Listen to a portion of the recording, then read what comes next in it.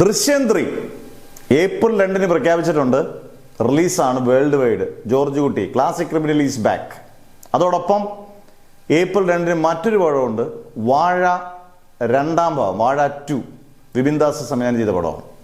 ഇന്നിപ്പോൾ Vipin ദാസിന്റെ latest interview പലയിടത്തും മാധ്യമങ്ങളിൽ വളരെ ചർച്ചയാണ്.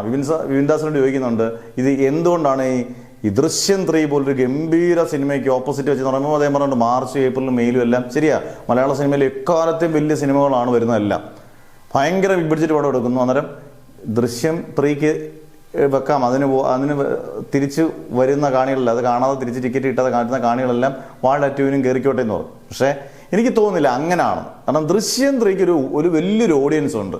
അതെന്തായാലും ആ ഓഡിയൻസ് ദൃശ്യം 3ക്ക് കാണും.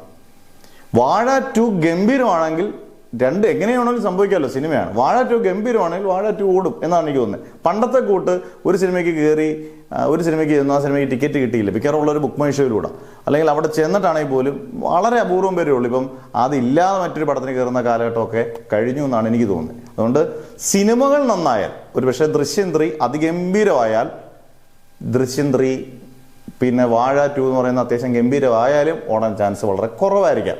ചിലപ്പോൾ 2 ഓടും. കാരണം നമ്മൾ ഇപ്പോഴത്തെ കാലത്ത് പ്രേമലവും ഭ്രമയുഗവും എല്ലാം ഒരേ സമയത്ത് ഓടിയ സിനിമകളാണ്. വാഴ 2 അതിഗംഭീരവും ദൃശ്യം ഉദ്ദേശിക്കുന്ന പോലെ വന്നുമില്ലെങ്കിൽ വാഴ 2 ഓടും, അതിനകത്ത് സംശയം വേണ്ട.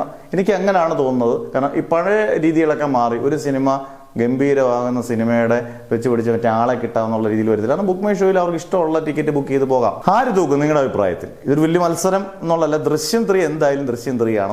ഒരു ക്ലാസിക് പടമാണ്. അതിൻ്റെ ഇനീഷ്യലൊന്നും ഏതാണ് അത് തൂക്കും, അതോ പിള്ളേർ സെറ്റ് വാഴ 2 തൂക്കും? ഒരു കമ്പാരിസൺ ഇല്ല. എന്നാൽ പോലും കമൻസ് നിങ്ങൾ ഇട്ടേക്കുക.